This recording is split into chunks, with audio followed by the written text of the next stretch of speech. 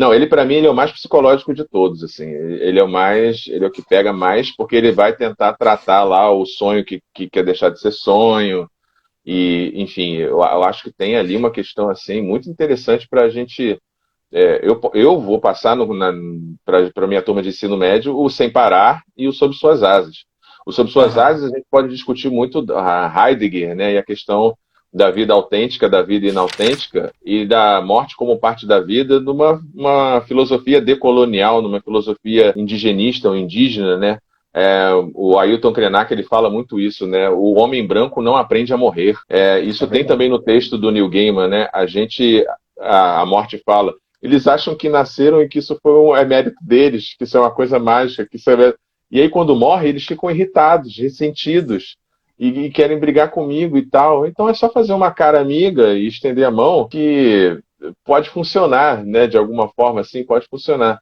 A gente só está aqui fazendo essa live, ou fazendo uma faculdade, ou tendo filhos, ou, sei lá, fazendo as coisas da vida, em alguma instância, porque a gente tem um relógio contra nós, né?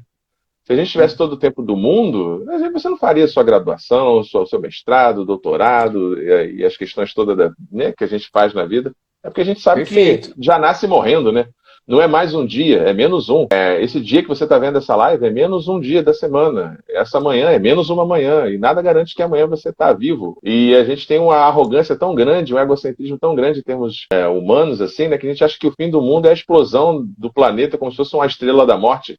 E não é, né? É só o fim de você. Você É enquanto verdade. consciência que percebe a si, o mundo e as coisas, né? E é uma percepção muito matemática até, né? Porque a gente vê, a gente analisa ali, né, a vida e a morte pelos anos vividos, né? Se valeu a pena, se a vida valeu a pena, se não valeu. Né? Teve até um influencer que morreu, né, com o cachorro que viajava ao mundo, e muita gente fala assim, ele viveu mais que... Eu li muitos comentários assim, ele viveu muito mais que muita gente, porque ele viveu intensamente. Né? Uhum. Só que ali no Sandman tem aquele momento que a morte, um dos momentos mais emocionantes ali do episódio 6 que envolve um bebezinho, né? Sim. Foi só isso, pequenino. Exato. Né? Foi só isso, né? E assim, que toda pessoa que nasce tem direito a uma vida, né? A um tempo de vida. E esse tempo de vida, ele é uma unidade única para cada ser vivo. Então, de certa forma, encarar a morte dessa forma, né, foi uma virada ali para mim, né? Foi uma questão até que interessante, porque a gente sempre vê, né, essa questão numérica, intensidade, a gente tenta Sim. medir a vida. Intensidade numérica, assim, sempre numa ideia de futuro, né? Há algumas filosofias taoístas, budistas e tal, falam de uma meditação, né? De uma meditação constante, né? E aí, Uhum. Santo Agostinho também fala muito disso, né? Da questão do tempo psicológico, né? O Sim, futuro não tem consistência, o passado não tem consistência, né? O futuro é uma esperança, uma expectativa, só existe o presente. E talvez essa seja uma das maiores dificuldades da gente, né? Nesses tempos assim tão ansiosos e tal, da gente estar presente no presente. E assim, é importante falar das pequenas coisas, né? Assim, você estar presente, eu aqui conversando com você nessa live, como a gente já falou do fluxo, né? Presente lavando louça, presente arrumando a casa. Acho que é uma questão interessante, assim, que a gente fica muito numa projeção de coisas a fazer, né? E acaba não estando presente, né? E vai ter também o irmão, né? Que é o Destruição. Eu acho que vai ser bem legal falar da tecnologia, primeira revolução industrial, segunda revolução industrial, e como a tecnologia vai ajudar a gente a se destruir de alguma forma. e a renovar, né, também. E a renovar ao mesmo tempo, uma coisa bem hindu, né? Uhum. A dança da morte é a mesma dança da vida, da destruição é a dança da criação, assim. Exatamente. Olha, quero já agradecer de antemão a você e todo mundo que ficou aqui com a gente, tanto no YouTube, eventualmente, quanto no Instagram. Muito obrigado. Olha, Tiago, eu queria agradecer o convite para a gente conversar, né, sobre essa série maravilhosa que foi Sandman. E também dizer que eu estou ansioso aí para a segunda temporada. Eu acho que muito provavelmente pode até ser melhor do que essa primeira. Né? Eu acredito muito nisso. Eu acho que eles vão aprender muito ali, até com os feedbacks assim. Né? Talvez, sei lá, né?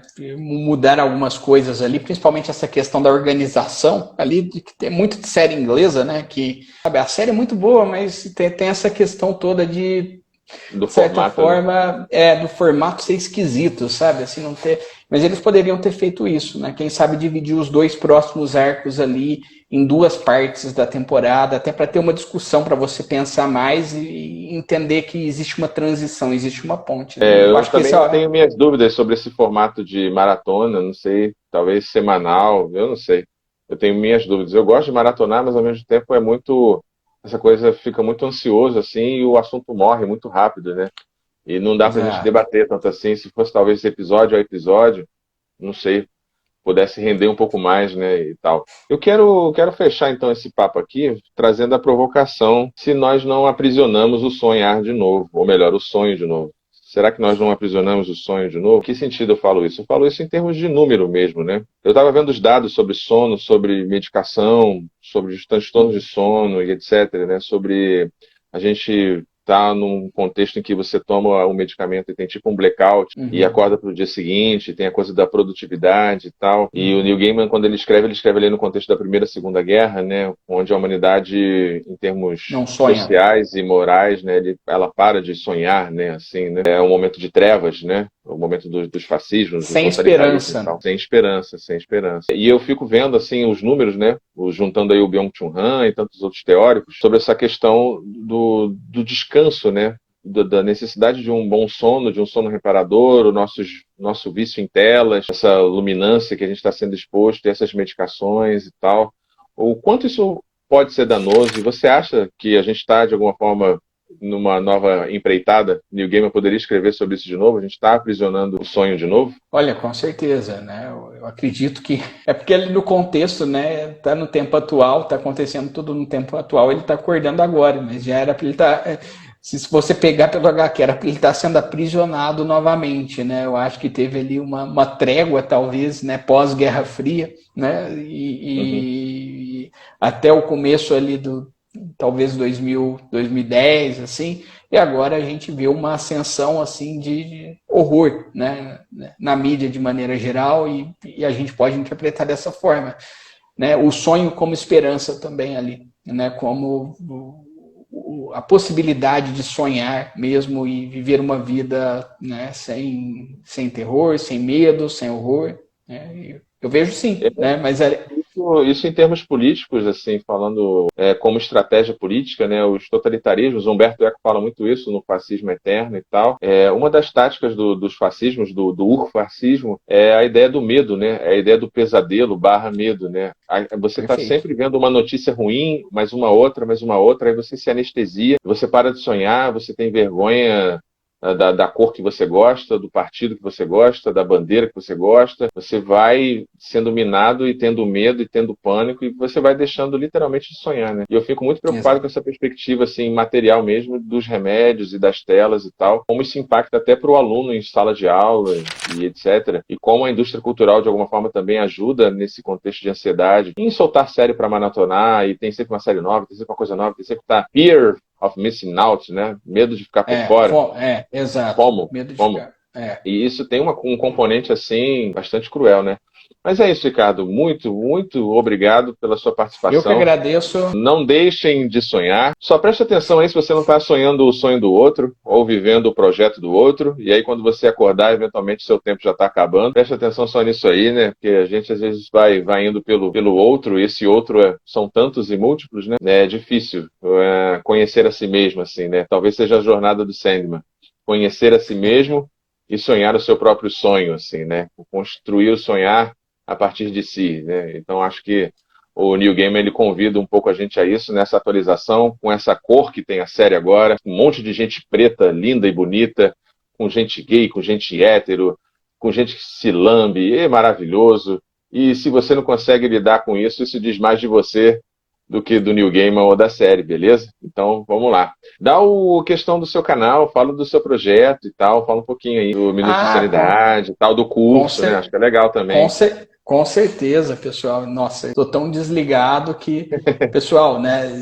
Como eu já falei lá no começo, mas eu tenho um canal lá no YouTube chamado Minuto de Sanidade, análise de filmes, séries e personagens. E recentemente eu comecei com o Manual Mandala também, né, que é um curso sobre criação de conteúdo voltado para a ótica psicológica. Até o que você falou aí da questão das telas, do algoritmo, né, as minhas aulas tentam ir um pouco contra esse fluxo de que você tem que ter só uma estratégia e não tem que pensar na sua saúde mental enquanto você está criando conteúdo, né? Você que é criador de conteúdo, né, Thiago, sabe que é muito difícil você ter que assistir tudo de uma vez e de repente escrever uma análise e depois postar a tempo, né? Estratégia a longo prazo, isso daí vai sendo um estresse na vida das pessoas. Esgota, né? Então, esgota. Então, não, e aí cai naquilo que a gente estava falando de alguma forma, né? Sobre o desejo e o desespero, porque você fica tão angustiado de fazer e ver as coisas que você perde o tesão, você perde o prazer de consumir as séries. E aí a criatividade pode ir indo embora, né? E exatamente. Então eu tento nesse curso colocar ali a visão, né, de certa forma estratégica, junto com a psicológica e junto com a criativa, para que criar conteúdo seja uma experiência agradável e não uma experiência estressante, né? Seja algo que tem a ver com criatividade, tem a ver com trabalho também, mas tem a ver também com o seu prazer em criar, não seja uma coisa automática, inautêntica, né? Então, é bem por aí. Ajude o Filodoxia a continuar crescendo. Essa é a nossa chave Pix. Considere o clube de membros e muito obrigado por apoiar o canal. Sem você, ele não seria possível. Muito obrigado sempre.